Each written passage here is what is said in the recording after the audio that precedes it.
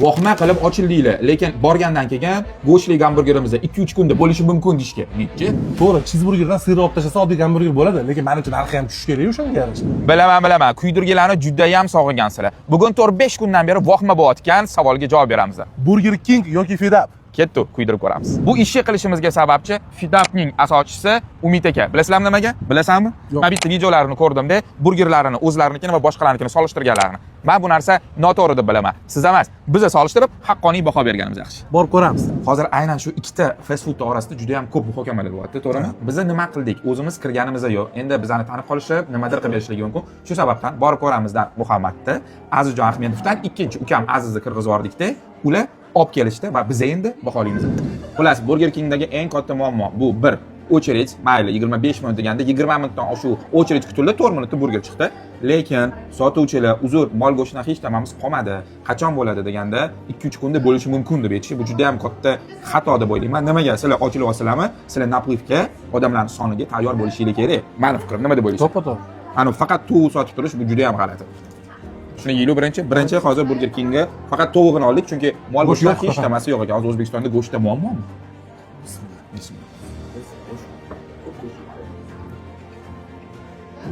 Xullas, narxi 33 ming ekan, lekin ko'zimga tashlangan narsa bu burgerlarning hajmi kichkina.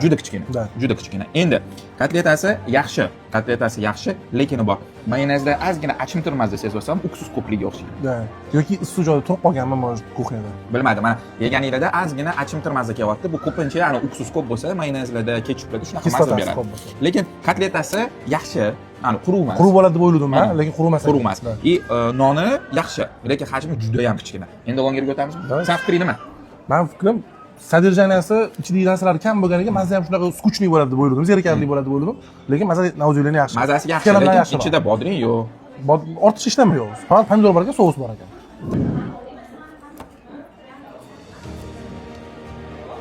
Bu farsh emas, boya o'ylaganingdek, bu grujinka va quruq. Xullas. Buning ichida na pomidori bor, na ishlamasi yo'q. Longer balkim shunaqa bo'lar. Azbek faqat bor. Ha, lekin grujinkani hisobiga quruq, go'sht quruq rosa. Nima deysan? Quruq. Ana, o'ta darajada quruq emas, yeb bo'lmaydigan darajada. Lekin burgerga nisbatan bu quruq. Burgerga nisbatan quruq. Burgerni men yegan bo'lardim, buni o'ylab ko'rgan bo'lardim, to'g'risi. Ming afsus. Biza Burger Kingga boshqa mahsulotlarini yeb ko'ra olmaymiz. 2-3 kunga kelishga bizning vaqtimiz yo'q. Shu sababdan Burger Kingga boshqa mahsulotlar haqida fikrimizni ayta olmaymiz. Lekin 20 minut очередь kut va o'shandan keyingina senga uzr mol go'shti yo'q deyish bu noto'g'ri. Tayyorlanib ochganinglar menimcha ma'qul. Xo'p, to'g'risi Burger Kingga men chetga chiqqanda Qozog'istonda, Moskvada deb ko'rganimizda menga yoqmagan edi. Negadir har safar menga eski bulочка sovuq free keladi Burger Kingda. Toshkentdagi Burger King ham shunaqa bo'ladi deb o'yladim. Nauzuliyan ancha yaxshiroq. Chet eldagi Burger Kingga qaraganda. Endi shu o'rinda bizning yana 3-sherigimiz bor, Muhammad. Ko'pchilik ularni ovozlaridan tanishib boshladi. Muhammad, siz yeb ko'ringda, fikringizni ayting. Azamat bilan Aziz akam aytganlaridek rostdan ham quruqroq, ichida narsalar kam bo'lgan hisobiga, lekin Azamat aytgan gapga qo'shimcha qiladigan bo'lsam, o'zi endi 3 kun bo'lgan ochilganiga narsalar aynib qolishiga hali ulgurmaydi. Tем более qish paytidan. Xullas, endi Fidapga o'tirgan bo'lsak, bitta sizlarga taklifim, agar gamburgeringlar bo'lmasa, klassический cheeseburger bo'lsa, sirini olib tashlashinglar, narxi ham o'zgarishi kerak. Men hozir 2000 so'mga past ketishni aytsam, o'zi qancha bo'ladi? Qonun qoida bo'yicha shunaqa bo'lishi kerak o'zi aslida. Endi bu chicken burger, lekin nimagadir bizning chekimizda qishloqli chicken deb yozilgan. O'sha gap. 2000 so'm qani? Ayo, aralashmabdi chicken ekan. Sirni ko'rmamiz. Yo'q, sir anaqani kotletni ichida ekan. Mana olinglar, mana bo'l, aldashmabdi. 2000 ga rozimiz. Shu joyga bitta. Bepalatsan. Endi shu joyda hozir bizani o'sha gap, ya'ni bitta yarimtamiz bor. Katta. Sir ichida cho'tki mazza beryapti, lekin bulочка ham bor. Mana bulочкasi ham yaxshi edi, lekin uni yomon deyish mumkin emas. Bu ham yaxshi edi. Bu ham yaxshi edi. Bu ham yaxshi, sani o'zi kelganda bu bundan zo'rroq chiqadi. Buni ham sochni. Bu sochni, lekin bu bilan zo'rroq. Lekin sochni. Sochni ko'proq bundan. O'sha ichidagi siri rostdan ham boshqacha narsa beryapti. Bu gamburger emas, bu ichida sir olib tashlangan cheeseburger bu. Bu o'zi bir paytda cheeseburger bo'lib tug'ilgan, lekin ozgina sirdan judo qilishgan. Bizlar aybimiz bilan sovutib qo'ydik. Ha. Gar sovuganda emas. Mazasi yaxshi, prям go'shtligi bilinyapti. Lekinchi menga anu воздушность yetmayapti. Такой anu легкийroq bo'lishi yetmayapti. Qanday qanaqadir plotni katta. Prям juda piyoz yo'q. yo'q shunaqa deysaru. Boshqa kotletga воздушность berilgan narsa non. Yo'q shunaqa deysaru.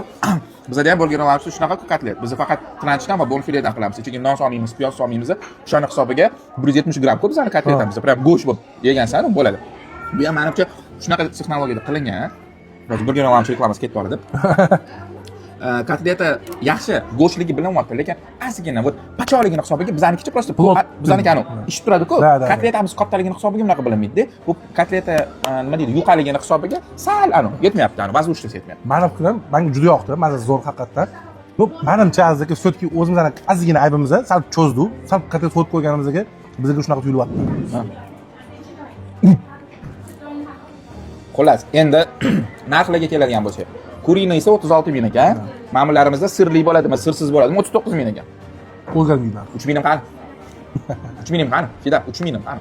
Mayli. Xullas, kotletda sho'ralishimiz hali. Endi xulosaga keladigan bo'lsak, birinchi xulosadan oldin aytadigan gapim Fida haqida. Umid aka, birovni brendini yomon tomonini ko'rsatib, o'zingiznikini maqtash bu marketing emas, bu reklama emas. Bundan ko'rasi o'zingiznikini afzallik ustun tarafini ko'rsatingda, qolganlar xulosa qilsa nima deb o'ylaysan? To'g'ri qo'shilaman. Men bu qilgan videoyingizga videoni o'chirib tashlayapsiz, juda ham qarshi bo'lganman. Haqiqatan qarshiman va bu narsani juda ham noto'g'ri deb bilaman. Chunki ahamiyat bergan bo'lsanglar, men hech qachon o'zimni steykim bilan boshqalarning steykini, o'zimni burgerim bilan boshqalarning burgerini solishtirmaganman shu paytgacha, chunki bu katta xato. O'zimnikini afzalligini ko'rsataman, odamlar xulosa qiladi. Endi burgerlaringizga keladigan bo'lsa, menga chicken burger juda ham yoqdi, haqiqatan. Kotletalarning ustida ozgina ishlash kerak, sababi sal menga quruqroq tuyuldi. Plotniy. Ha, plotniy bo'lib turibdi. Endi Burger Kingga keladigan bo'lsak, chicken burgeri menga haqiqatan yoqdi. Kotletasi vkusni, razmeri faqat kichkina, lekin longer quruqroq. Ming afsus, biz boshqa go'shtlarni yeolmadik. Shu sababdan ochilishdan oldin bu narsani o'ylash kerak edi yoki birinchi kun ajotajni ko'ryapsizlarmi, qolgan kunlarga tayyorgarlik ko'rish kerak edi.